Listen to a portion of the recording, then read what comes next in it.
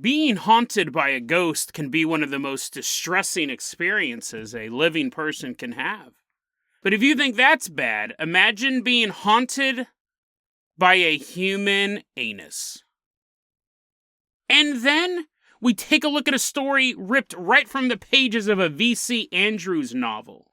When a young girl is left alone for long periods of time with a brutally cruel stepmother, she finds very little hope in her day-to-day existence. Because this evil stepmother has access to a forbidden relic. A talking severed head. Today on Dead Rabbit Radio.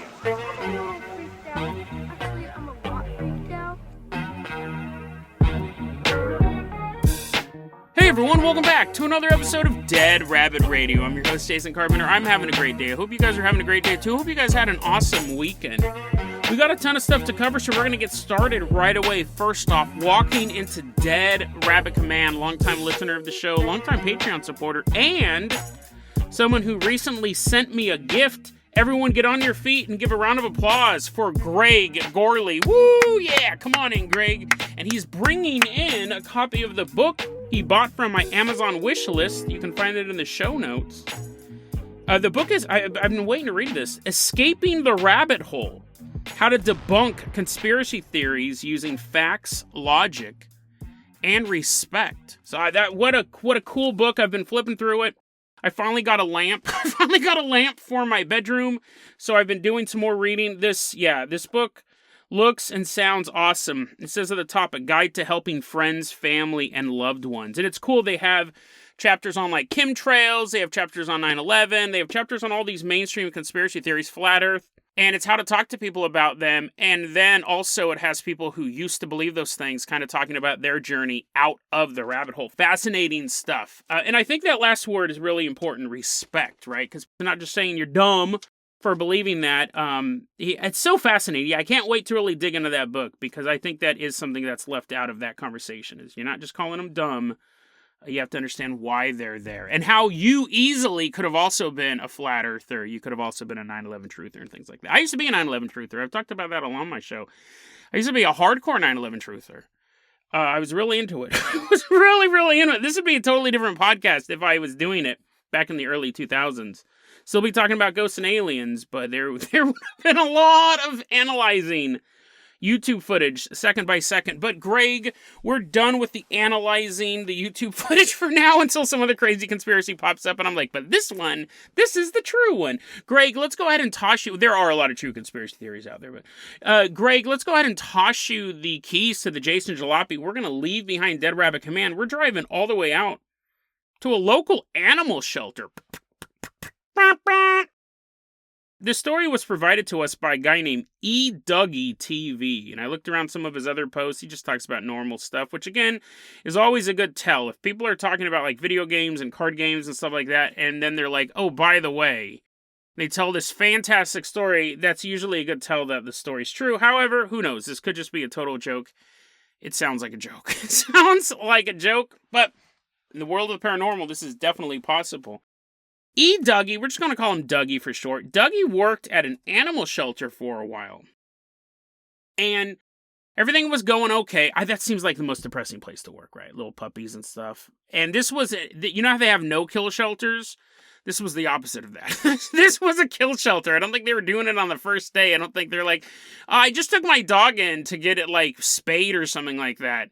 And you killed it. Why'd you do that? And they're like, well, we're a kill shelter. Obviously, look at the sign. We're called Killingtons. I don't think they just randomly killed animals on their breaks and on their lunches. They got shotguns and they just roam the neighborhood. They're like, yes. I love my work so much. I never want to take any time off. I don't think they were that. But they did kill animals there. They weren't a no-kill shelter. Well, once they put down this woman's dog and she was so heartbroken over it. She killed herself. Jason, real happy Monday episode. Nice to see you too. This woman, her dog got put down and she couldn't deal with it, so she killed herself. Now, I don't think she killed herself at the animal shelter. I'm trying to figure that out because the haunting is definitely taking place at the animal shelter. I don't think if she took her dog, she put it in like a box and said, here, take this, Killingtons. Take this, and then do you happen to have a ladder and some rope? I don't think she killed herself there, but she did kill herself. And after that, there's been an odd phenomenon that every time at this animal shelter, Killington's, every time they went to put a dog down, like as they were getting the process ready, however they do that, I'm sure it's like some injection, right? All of a sudden, the room, really, it seems like the whole animal shelter would be filled with the smell of a wet fart. And Dougie had to keep kind of explaining this because that's not even enough. That's as you're eating your burrito, you're like, damn it, Jason, that's not even enough for the smell. I'm going to go into detail about this so seriously. Put down your chimichangas. He said that it smelled like the worst poop you could ever smell right underneath your nose. It was the most rancid possible scent. And this is actually a quote from him. Quote, "It was literally like someone ate terrible Burger King and farted a wet one right under our faces." So I don't know why he specified Burger King. There's a lot of restaurants I can name that produce worse smelling farts. But anyways, terrible burger. It's Ronald McDonald typing this post. He's like, no one will ever eat there again or kill their dogs. If you ate some horrible fast food and let a wet one rip, that's what it smelled like. And one girl who worked there, she said they were getting ready to put down this dog. I would just call in sick on those days. They're like, oh, on Tuesday we're going to put down that dog. I got to work at Burger King that day. I'm not going to be here. She said that one time when they were getting ready to put down a dog, and they were all familiar with this phenomenon, right? You would smell this rancid fart. She said one day I was getting ready to do this, and I literally felt my hair blow back as if there was a phantom ass right in front of my face, and it farted, and the shockwave of the gases coming out of the anus actually blew her hair back. And then the smell came. It wasn't just, she's like, woo! All I felt was the shockwave that time. No smell. No, the smell was there too. And Dougie goes on to tell this story. He goes, one night, so the way that the shelter's set up, a lot of businesses are like this, right? For safety, when you're shutting down the shelter, you have to have two people there. I think that's pretty common with a lot of workplaces. You have to have two people there just to make sure nothing bad happens. So he's there, and his female boss is there as well. He's waiting in the lobby, and not only is he there because he has to be there, because that's policy, but also he's going to drive her home. He's her ride home. And he said that he's sitting there in the lobby waiting for her, and she's in the bathroom. And she walks out of the bathroom looking like she had just seen death. She was absolutely terrified. And he goes, this girl was a tough woman. She's ex-military. She's had a lot of farts. She's had a lot of farts in the military, in the barracks. She was captured by the enemies. They farted in her face until she gave up her troop movement positions. She came out of the bathroom and she was terrified. And he's like, yo, what's going on? And she goes, oh, you're not even going to believe this story, but I was in the bathroom. I had a poop, right? He's like, I don't believe that. Girls don't poop, right? She's like, I had a poop. And while I'm in the stall, somebody starts jiggling the door handle of the stall. Now, I thought it was you. I thought somehow you had hidden your legs. Somehow you'd become translucent. I was really mad, and I said, I'm going to kill you when I get out of here. Quit messing around. I'm going poop. Someone's jiggling the stall handle, and then I hear the sound of a little girl giggle. And at that moment, while she's still processing the fact that clearly whoever's jiggling the door handle is invisible, she doesn't see any legs, and now she's hearing this little girl's laugh. She's still sitting here, and she hears a female voice whisper her name into her ear. I know grammatically that doesn't make sense, but the ghost wasn't like, Samantha. And she's like, who's Samantha? The ghost didn't say her name. The ghost said the manager's name into the manager's ear. And that's how that sentence is. So anyways, grammatically correct or not, it was absolutely terrifying. The manager runs out of the bathroom. And she's like, I want to get out of here. This place is terrifying to me. So they get in his car and they're driving away from the haunted vet. And as they're driving away, he begins to smell the poop smell. He begins to smell the poop smell in his car. He can't figure out why the poop smells in his car, because normally the poop smells at the animal shelter. But as the neon lights of Killington recede into his rearview mirror, he realizes the reason why his car smells like poop is because his boss was so scared from what happened in the bathroom, she didn't even wipe. She got up from the bathroom without wiping and sat in this dude's car. The end. You're like, thankfully, Jason, thankfully that's the end. Creepy story, right? Not the poopy woman in his car. That'd be hilarious. He drives her home, and then he looks, and there's no one in the passenger seat, and he's like, what? And then, like, he realizes there's just a pair of poopy jeans sitting in his passenger seat, and he walks up to her house and knocks on the door. An old man opens the door. This is the new ending for the story. An old man opens the door, and here is Dougie holding this pair of poopy pants. And the old man goes, oh, you've met Samantha, I see. On a night just like this, 40 years ago, she pooped her pants so badly, she died.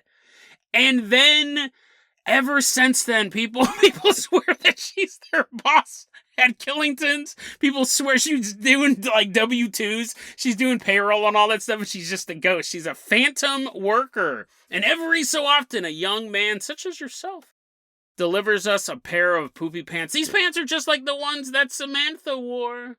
The ones that she wore when she died. So anyways, that's the new ending to that story, but forgetting the new ending that I tacked on. What a terrifying story. We've talked a lot recently about phantom hands, and really, I don't think, I mean, I keep saying it's a phantom hand. It's just this brown eye floating. You're looking in the mirror, you're like doing your hair, you look in the mirror, and there's just like this brown little hole floating. This episode's definitely not getting monetized. There's this brown hole floating in the mirror, and you turn around, there's nothing there.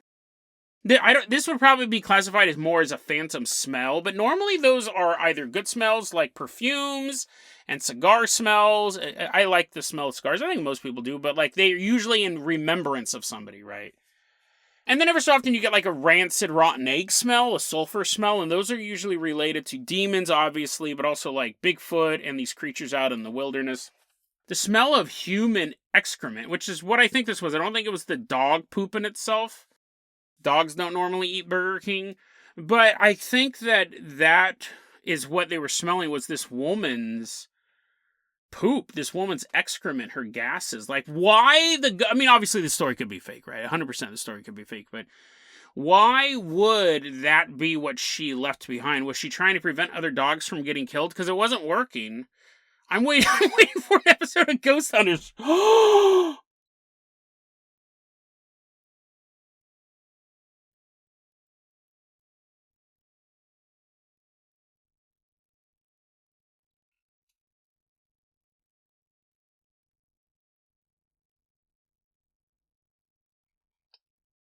Something just walked by. 100%.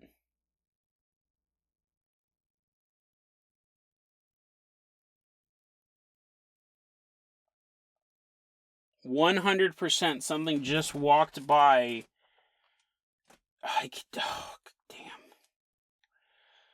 So people it was a bit of a tonal shift here.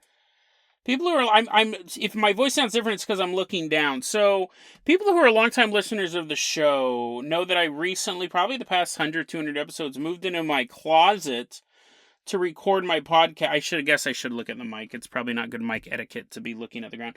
I'm worried. This is a total segue. This wasn't planned or anything. Hopefully we can get to the next story. Is anyone out there? Hold on. If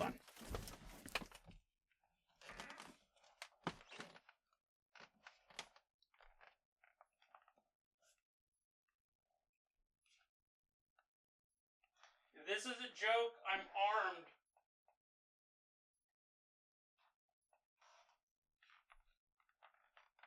There's nothing out there. Okay, so what happened was I was doing the segment, and what's so weird okay, so let me back up here. So I do a lot of recording in my haunted closet now. This is a place that I've moved maybe the past 200 episodes. And there's something happened recently. I don't even remember what it was. I think there was like weird noises being picked up. People were walking around.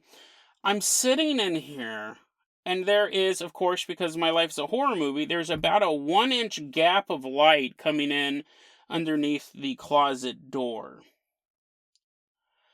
And I'm recording the episode, and what's so interesting is, out of the corner of my eye as I'm recording, because this is me looking, this is how I'm normally doing it. You can hear my voices in the microphone. What happened is, at a certain point, I saw something out of the corner of my eye at that beam of light, and I couldn't, I totally ignored it. The first time I saw it, it was so fleeting that my brain didn't, it was weird, because I realized something moved down there, but I didn't really think about it. I was in the zone. This show's improv. This show is, I kind of just got to go where it goes. I have notes that I look at, and I just am riffing. So something that can happen, I'm in the zone. And I saw something move out of the corner of my eye, and I didn't even really register it, but my brain registered it, but I just kept going. And that was a couple minutes, maybe 3 or 4 minutes before that was an audible gasp. And what it looked like was not a huge... So, I'm going to wrap this up real quick, because I don't know how exciting this is to tell you. It's obviously terrifying, but I can't really give you a visual. Maybe I'll take a photo of it. Not of the ghost, or whatever that was. It looked like something walking by, but it wasn't human feet. It was just, it actually kind of makes me sick to my stomach to think about it, because it was so inhuman looking. It was like black blobs. It was like if you had a leg and then it ended. I'll be honest. If I'm gonna be fucking honest with you guys, it looked like a dog paw. If I gotta be honest with you, that's what it looked like. And what's weird is it blocked the light. So the reason why I saw it was because it was blocking the light. And I don't know if it was in here, in the closet, and it was blocking the light, or if it was outside and blocking the light, but it was blocking the light. It's really kind of making me sick to my stomach, to be honest. You're like, Jason, it wasn't a poop story that did that? Nope. Yeah, if I gotta be honest, it would have looked like a medium size. But I only saw 2 of them. But the way that they were, like it was, I could see... The way I'm going to describe it makes me think it was in the closet, but it was basically like a little short leg and a rounded ball at the bottom. So it wasn't like a perfect dog paw. It didn't look like a human foot. I don't know what it was. It moved by, and I completely ignored it. Like, my brain registered it. But see, I'm very animated talker. Sometimes I'm constantly hitting the mic, and I have to edit that stuff out. I'm an animated talker, so I'm thinking maybe it was my hand. Like, the first time I saw it, anyways, I don't want to spend too much time. I don't want to spend too much time on this paranormal podcast talking about what I saw, just because I can't really visually show you. I think I've kind of explained as much as I can, but something walked by. Whether it was in here or out there, whether it was a dog or whatever else it could have been. And then you heard me walk through the house, because I was thinking someone might have gotten in. But I went, I checked all the rooms, I double-checked all the places where I would hide. I would check all the places I would hide. And then I made sure that the door was locked. And it wasn't a person. It wasn't my imagination. Again, when I saw it the first time, I thought that could have just been a shadow. See, I can't even replicate what I'm doing. Like, I'm moving my arms around. And I can't, there's no real light source in here from the laptop. Okay, I'm not done talking about it, because it's creepy and it made me sick to my stomach. It's just, anyways. And now you guys know what it sounds like when I get scared. That sounded like a woman from a 1960s soap opera. I don't even think I could replicate it. That was me clearly seeing it. The first time it was out of the corner of my eye. When I made that noise, I had turned, because I was looking at my notes, or I kind of turned, or for whatever reason, my attention was drawn right down there. And I saw it for a good couple seconds. Like the first time it could have just been a blink, but the second time I'm looking at it move for about 3, 4, 5 seconds. Absolutely bizarre. Absolutely bizarre. Greg, let's go ahead and fire up the Carpenter Copter. Yeah. See, even if I, like, moved my hand... Yeah, no, it's none of that. It's like, oh, man, this closet's so creepy. We're going to say that story I want to talk about, the severed head, is quite long, and it is quite awesome. It is really, really cool. I just found it the other day. I can't wait to share it with you. But, Greg, we're going to find another story, a shorter one, that we can do that is no less awesome. Greg Gorley, go ahead and fuel up that Carpenter Copter while I take a quick look at my notes here. Yeah, let's just keep the theme going on multiple levels. Greg Gorley, fire up that Carpenter Copter. I was going to have this story later in the week, but the universe is calling me to do this one right now, and you'll see why. It's not poop related. But Greg, go ahead and fire up that Carpenter Copter. We're leaving behind an animal shelter. We're headed out to a young boy's bedroom. Greg, go ahead and land this Carpenter Copter on the roof of this family. They're all freaking out. They're running away. But luckily, they leave behind their 7-year-old boy. I know that sounded weird, but he is the main narrator of this story. Online, he goes by... I keep looking at my stupid door. Online, he goes by the name Steve Pissing. We're just going to call him Steve. We're just going to call this 7-year-old boy Steve. And Steve has this weird belief. And most kids do, right? A lot of adults do. That's why there's a book called Escaping the Rabbit Hole. He believes there's something hiding in his closet. So very fitting for this episode. He believed that there's something hiding in his closet. And it's this malevolent force. It's not like a fun thing, right? It's something that he should fear. Something he should be worried about. And he wrapped up in a lot of kids have that belief, right? There's something in your closet. It's the unknown place. But he also has, his weird belief is that any loud noise will awaken this. So whenever he's around his wardrobe, he's quiet. But one day, someone in the house was preparing a bath. And the water running out of the faucet seemed louder than normal. Steve goes, I wonder if I can make a noise now in front of my wardrobe. I wonder if the thing in my closet will hear me over the running water, because obviously it hasn't reacted to the running water. So he stood in front of the wardrobe and he clapped his hands together very loudly. It was just then that the closet door flew open and the entity stepped out of his closet. Steve backed up. He was terrified. He knew there was something in his closet. He knew it would be awakened by a loud noise, but he didn't imagine it was real. This even as a child, you know of childlike fears. And he's 7, right? He's much older. I don't have to do math. He's older than a 4-year-old. 4-year-olds are stupid. 7-year-olds, they're rational beings. Their brains are starting to form those connections. Even though he had those childlike fears, he never imagined that this entity would actually come out of the closet, and this entity jumped out of the closet and stood in front of him and looked him dead in the eyes. And then raised his hand, almost like as a, not necessarily waving at him, but almost as like a start to a wave. And Steve was so terrified and shocked, and he ran out of the room. How could you deal with that, even as an adult? Like, I just walked around my house with a weapon looking for stuff, and you heard me announce myself. Had someone been pulling a prank on me, that would have ended badly. That's why I was letting people, if someone was surprised, it wouldn't have been a good surprise for them. I was armed. A terrifying story of what all children fear, the monster in the closet. This monster had a particular set of rules that isn't normal. I've never really heard that before, but I'm sure I'll get emails and comments on the YouTube channel, and I'm sure there are weird beliefs that you guys had as kids.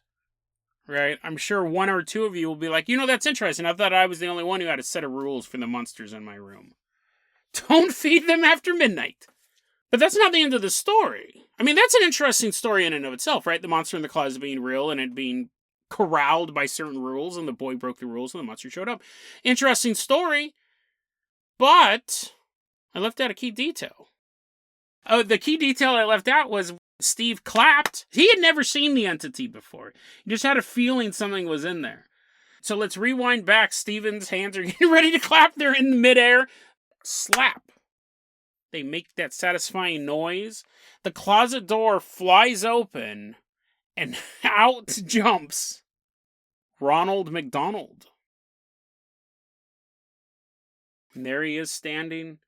Bright red hair, white face, red nose. I don't remember what the rest of him looks like. I think he wears yellow and has red and white sleeves. It was Ronald McDonald. The entity jumped out of his closet was the king of the Golden Arches himself, Mr. Mickey D, a.k.a. Ronald McDonald. No one else calls him those other names. They should. They should. Mr. Mickey D, trademark, Dead Rabbit Radio. It was Ronald McDonald. And the fact that this is a beloved kids character, again, it doesn't make a difference, right? If Richie Rich jumped out of your closet, it's still going to terrify you. Ronald McDonald jumped out and he raised his hand as if he was going to wave, and Steve ran out. He never mentioned having any other interaction with this entity. It's an interesting story because we're dealing with all sorts of stuff on this level. You can have it be an entity that is assuming the shape of a beloved children's character. I would argue he's not really that. If it was an entity trying to be a beloved children's character, don't be a clown. Right? Don't ever be a clown. Right? That's step one to being a spooky demon man. If you're trying to attract children, if you're listening to this podcast right now, inhabitants of hell, don't be a clown. No little kid really likes clowns. So jump out of the closet, dressed up as Ronald McDonald. It could have been impersonating that, knowing that this boy would implicitly trust Ronald McDonald. Again, nobody does. I mean, I remember knowing who Ronald McDonald was, but he was never a beloved character. I was an obese child. I loved eating. And I wasn't like, woohoo, Ronald McDonald, can someone take my picture next to this guy? No, nobody's into that. Nobody's into that. So that would be a bad choice if the entity was... I mean, you could have hopped out as Optimus Prime or something like that. He turns into a semi-truck. He's crashing through the house. You made a loud noise, Steven. Now I'm going to make the loudest noise in the world. Burst through the house. Yeah, maybe not Optimus Prime either, but he could have been like a Smurf, right? Something cuddly. Gizmo from Gremlins. But no. He became Ronald McDonald. So on the one hand, you could think it was some sort of entity pretending to be Ronald McDonald, purveyor of fast food. Then, let's take the skeptical answer. The skeptical answer would be that the kid imagined it. But let's take a less skeptical answer than that, but not be demonic. Maybe it was a real person dressed up as Ronald McDonald living in his wardrobe this whole time. Maybe there is a guy who worked at McDonald's, but he was homeless, right? And so the only place, like this house right next to McDonald's, he climbs under the roof and he lives in this kid's wardrobe. And when the kid started clapping, the guy goes, oh, maybe he's clapping because he smells delicious French fries. He's French fries in his pocket. So he jumped out. The skeptical answer is that he imagined it, or it was someone pulling a prank, or it was a homeless man dressed up as Ronald McDonald. But you also start looking at things like tulpas, right? Something we've talked a lot about on the show. If enough people believe in something, it becomes real. But the pushback to that as well is nobody believes in Ronald McDonald. Like, he's a mascot. You know what I mean? Like, no one is really sitting around and being like, oh man, I wish the Coca-Cola polar bears were real. Oh, that would be so great. I bet you they would drink all the Coca-Cola with me. Like, we know they're corporate mascots. Nobody wants to hang out with the Dell computer guy. They're just mascots. So I don't even think that Ronald McDonald could be a tulpa. This story is interesting because what would possess... I don't think it was actually a homeless guy hiding in his wardrobe, and it might have been his imagination, but something jumped out, right? I don't think it was a homeless guy. I honestly don't even think it was his imagination. I think something jumped out, and maybe his mind read it as Ronald McDonald. Actually, now I think about it, we did that episode, a couple of episodes recently, about how the Nephilim, the fallen angels who had sex with human women, their children might have looked like clowns, pale skin, red hair. They didn't say they were wearing yellow vests and red and white sleeves, but I don't know how to place this story. If you were a demonic entity, it would be a terrible idea to dress up as a mascot. In Mexico, there's that haunting where people keep seeing Chester Cheetah from the Cheetos commercials and on the bags hiding in a Mexican bathroom. I'll put that episode in the show notes. I think it's more in line with that. I think it's something that wasn't demonic. People didn't know how to classify that. I think we're talking about something that's outside of the realm of demons or ghosts or tulpas. It's something else. Like, I believe that this is an unclassifiable phenomenon, which is funny because we don't have many of them. Usually when something happens, we can go, that's related to UFOlogy, or that's related to the world of paranormal, or that's related to demons, or that's related to this, that, or the other thing. But this seems unrelated to those things. You can't pigeonhole it anywhere. It seems like Ronald McDonald jumped out of this kid's closet. So what does that mean? Like, we have Chester Cheetah in Mexico. We have Ronald McDonald in this kid's house. We don't know where this story takes place. Are there other mascots out there? Like, is this a common thing that you have these mascots running around? And actually, let's end it on this, because I really want to get out of this closet. Let's wrap it up like this, as this thought just popped in my head. What if, conspiracy caps fully on, what if mascots existed before they became mascots? Actually, this is actually a conspiracy theory that I kind of believe. I mentioned this a long time ago. I could never find the episode because it was just something I said on the side. But what if, I remember thinking this a long time ago, what if Mickey Mouse, because Mickey Mouse is lame. No one likes Mickey Mouse. I've never met anyone who goes, oh, Mickey Mouse, he's so funny. Mickey Mouse cartoons, they're the best. Everyone knows they're garbage, the Mickey Mouse stuff. Donald Duck is where it's at. Like, Mickey Mouse is boring. If you're over the age of 4, I just lost half my listeners. They're like, what? They're wearing a big Mickey Mouse sweater right now. Dude, Goofy is funnier than Mickey Mouse. Pluto is funnier than Mickey Mouse. And he doesn't even talk. Pretty hard to get upstaged by your dog. But I always said, what if Walt Disney met a demon who looked like Mickey Mouse? And this demon said, Mr. Walt, I'll make a deal with you. You make the world worship my image, and I will make all of your dreams come true. And so Walt goes, yeah, sure, that's a great idea. So he drew a representation of this demon, and the closest you could get to drawing this demon would be Mickey Mouse. It's not like the demon was actually a mouse wearing little red shorts and have that annoying voice. It would be that this creature, like, I always imagine, like, Mickey Mouse's ears were actually giant protruding eyeballs, and it was all, like, disgusting and stuff like that, with realistic blood dripping out of every pore in his body. And what if the mascots existed, and then the companies used existing cryptids or monsters? There's some marketing executive. He's sitting there in the 1960s. He's smoking Virginia Slims, and he's like, oh, man, I'm going to get fired tomorrow. I need to come up with a new peppy slogan and a new mascot for McDonald's. What am I going to do? He's sitting in his son's bedroom smoking a cigarette. I need a lovable character, and I need him now. And then the wardrobe opens up, and this clown steps out. Dad doesn't immediately strangle him for being a stranger in his son's room, and the clown goes, if you're looking for a mascot, how about me? What if these characters, these mascots, the reason why certain ones are so effective is because they're based on real spirits, real creatures. Like, I use the word cryptid, it's not even really a cryptid. The Chester Cheetah in the Mexican bathroom, what would you classify that as? It can't be a tulpa. Nobody believes in Chester Cheetah. No one wants him to exist. He's a monstrosity who just yells in your face, it ain't easy being cheesy. Nobody wants that guy to exist. No one's drawing sex art of that dude or trying to masturbate him into reality. Nobody. But what if some marketing executive was going to the bathroom in Mexico? He's like, oh man, I finally found a nice toilet to poop in. And he saw this giant leopard walking by. And he goes, I don't know where I'm going with this. He's like, that's it. There's nothing will sell our product like a giant monster that I found in a Mexican bathroom. I don't know where I'm going with this. I think I've said it succinctly, hopefully, because I got to get out of this closet. I keep looking over here. I got to figure out what's going on in here. But what if the spirits existed before the mascots? And these spirits have actually inspired the mascots. And that's why there are certain mascots that take off. And then other people, they're drawing all these sketches. And people are like, well, that's dumb. Or they come out with a mascot and it just fails. But maybe there's a Geico gecko somewhere out there sitting on a little throne. And he's like, yes, feed me more eyeballs.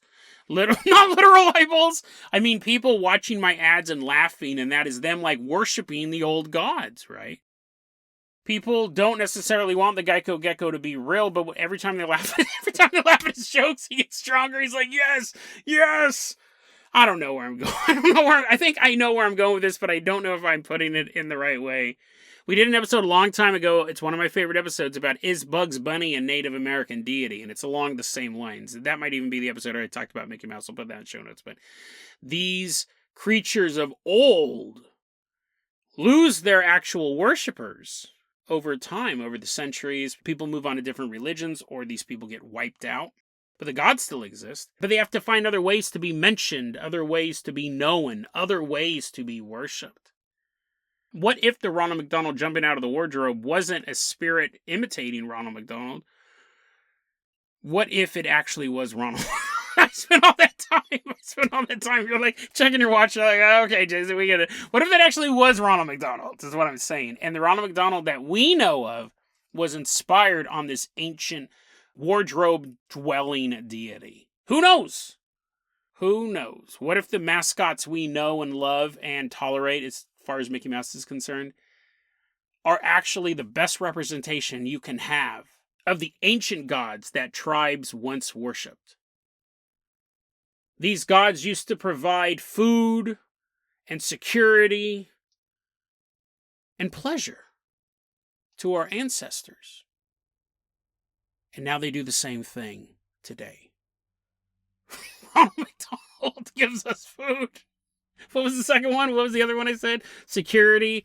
Pet Boys. The Pet Boys, I know your car is going to be fixed when you take them there. And then pleasure. Pleasure when you're pleasuring yourself to horrible Mickey Mouse porn. Maybe the old gods didn't die off with their followers. Maybe they just changed their tactics. A wardrobe may be just finished this stupid episode. A wardrobe may be a far cry from Mount Olympus. But what a better way to be close to your followers than to be living in their house. DeadRabbitRadio@gmail.com is going to be our email address. You can also hit us up at Facebook.com/DeadRabbitRadio. TikTok is at Dead Rabbit Radio. Dead Rabbit Radio is the daily paranormal conspiracy and true crime podcast. You don't have to listen to it every day. I'm glad you listened to it today. Have a great one, guys.